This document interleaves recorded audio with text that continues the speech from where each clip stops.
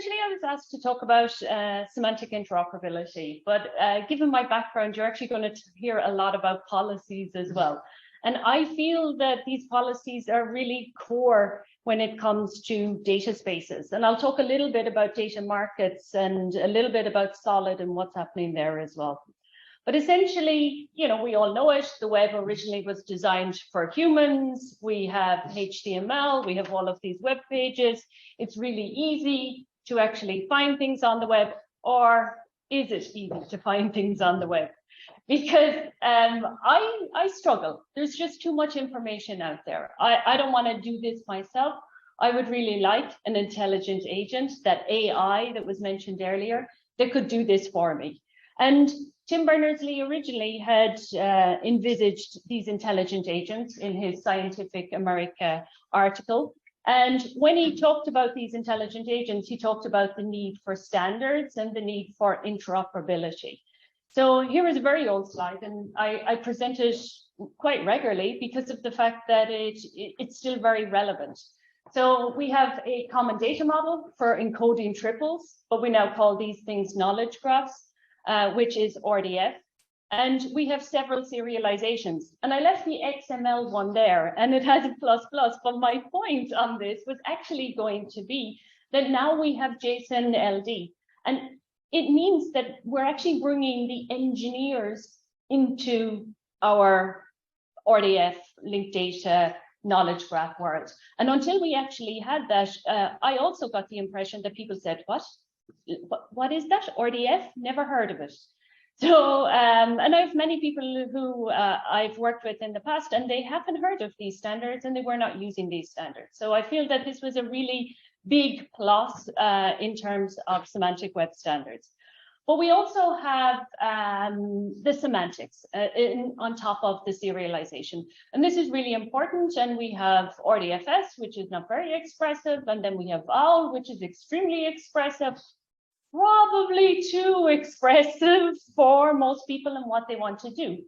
And essentially, over the years, people started looking at OWL profiles and started saying, hey, look, let's start with the more simplistic stuff. Let's get something up and running that actually is tractable. And then we can build on from that. And we also have a query language, which is Sparkle. And the focus in recent years has actually been on federated querying, because we don't have everything in one database. We have everything distributed across the web. So we need to be able to query all of these distributed data sources. And the community are really working on optimization of these query engines. And I've just come back from ESWC, which is one of our big conferences. And the community are also working on visualization, helping people explore data, choosing the right serialization. People are actually using embeddings because it's much more efficient. And there's a lot of cool stuff that is working there. But essentially, I was very intrigued about what was happening within the community. So you had, you know, the original paper, which was saying, hey, we're going to have all of these intelligent agents, but I wasn't seeing the intelligent agents. And I was wondering, okay, what's actually happening? What are people working on with respect to the original vision? And I know this slide is quite hard to see and it's really, really tiny, but we'll share the slides. But essentially, we have some very well represented topics when it comes to knowledge representation, querying, reasoning. Strangely enough, proof and trust are up there in the core topics. And I always got the impression there wasn't enough work on these topics. However, they were represented in each of these papers that were looking at the community to try and understand what the community were working on. When it comes to the marginal topics, the ones that are down the bottom, scalability was a major issue that is not being addressed. And also visualization, something that needs a lot of work. So essentially, going back to the whole, okay, I work on interoperability, but my interoperability tends to be around policies. So I originally came to the Semantic Web community as a software engineer, software architect, didn't know anything about any of these standards. And I went to the Digital Enterprise Research Institute, and there was a lot of very, enthusiastic people presenting work. And they used to say, we can take your data from all of these different data sources and we can integrate it, and we can then slice it and dice it and analyze it. And I said, sorry, what about the access policies that are put on each of those systems? Somebody spent time we don't want to integrate everything and give everybody access to everything. So therefore, I found my research topic, which was access control for linked data. There's been an awful lot of work on access control. Originally, I thought there was very little there, but actually there are many people working in the community. Usually the access control is embedded into some system, or it's actually the data store that has some access control in there. But what I discovered was usage control. So fair enough, if I have a system and I put the access control on there, I can decide who can access my data and who cannot access my data. But after I actually give that data out to somebody, then what happens? How much control do I have at that point in time? And again, going back to how do we help companies, together with Rigo Venning sitting in the back there. Essentially, we had a project called Special a couple of years ago, where we were looking at the general data protection regulation and how we could actually help companies to comply in terms of consent in particular. So we modeled our policies, our consent policies, using semantic technology, and we modeled our logs using semantic technology. And this allowed us to actually check automatically if companies were complying with the consent that us as data subjects gave for the use of their data. But the whole thing about this was that because we were actually using semantic technologies, it meant that it was all interoperable. And if we actually had numerous organizations that were using our data, we would only need to have one policy. We could give it to everybody and it could be enforced.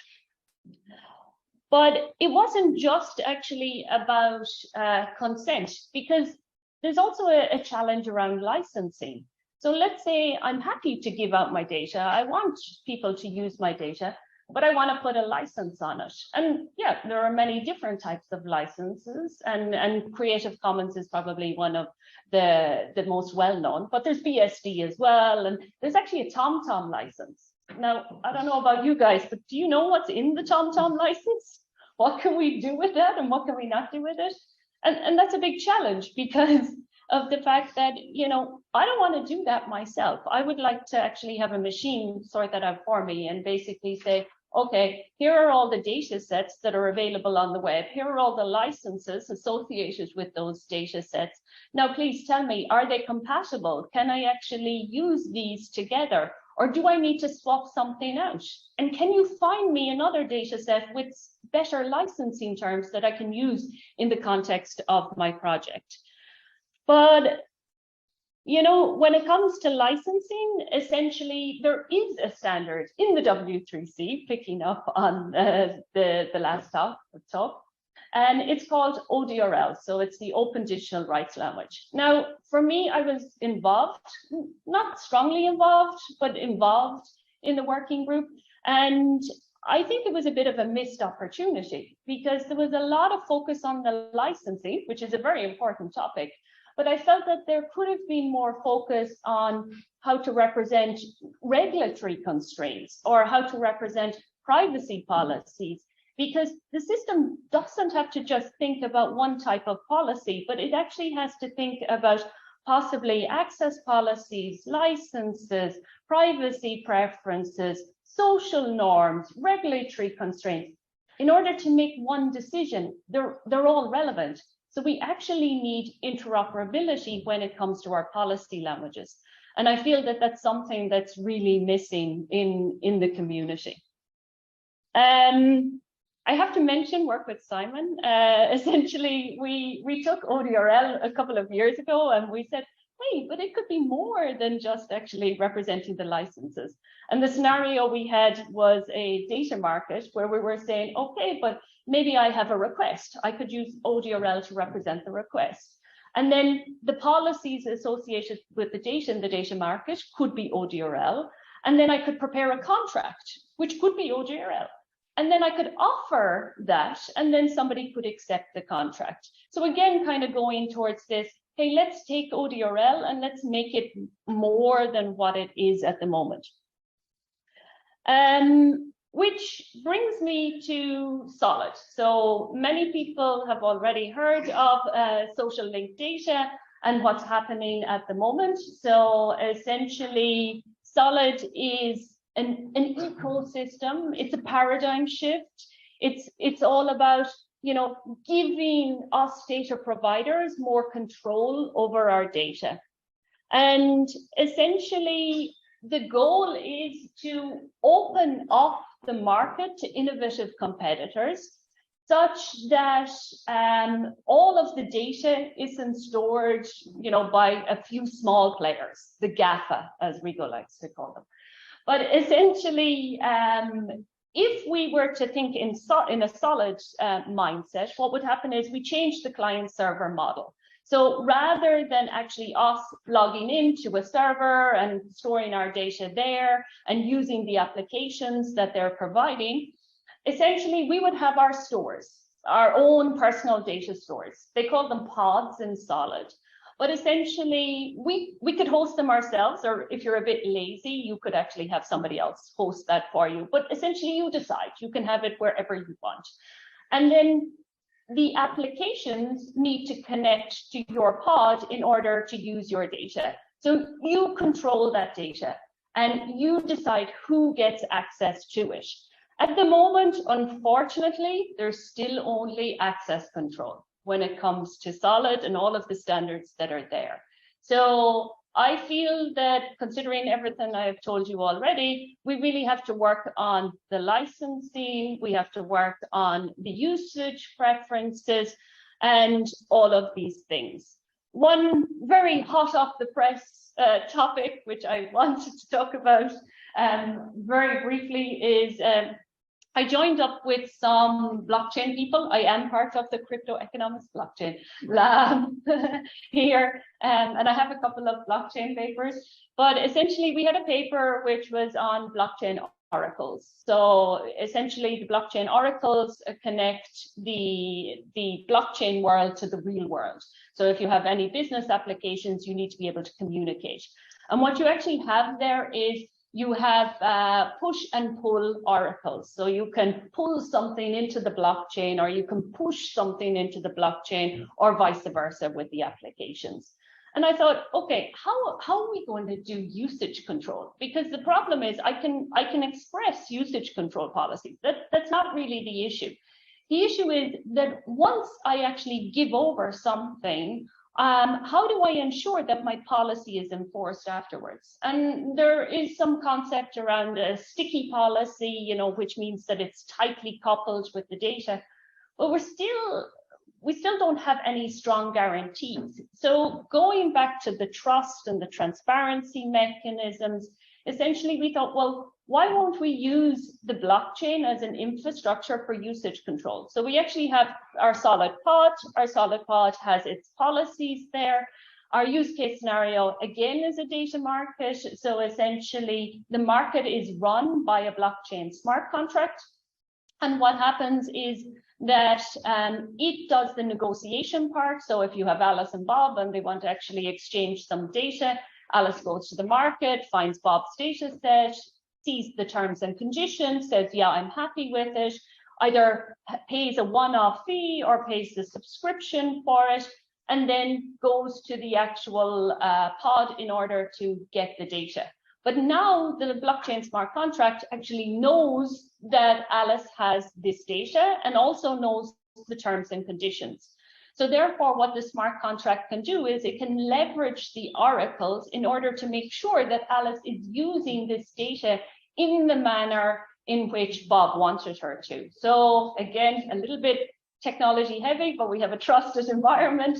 And we essentially use the oracles to, if let's say you have a subscription and after 30 days, you need to actually delete the data, well, we use the Oracle to push that out and basically say, okay, in the trusted environment needs to delete the data. And because it's a trusted environment and because it has all those logging mechanisms, essentially it does that.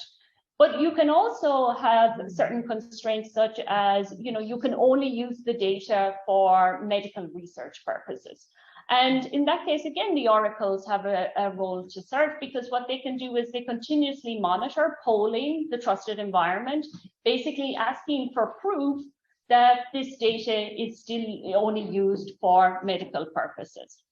So essentially, my final statement on it is, I think people focus too much on access control. They don't think enough about usage control. And when it comes to interoperability, it's even more crucial when it comes to the policies than anything else.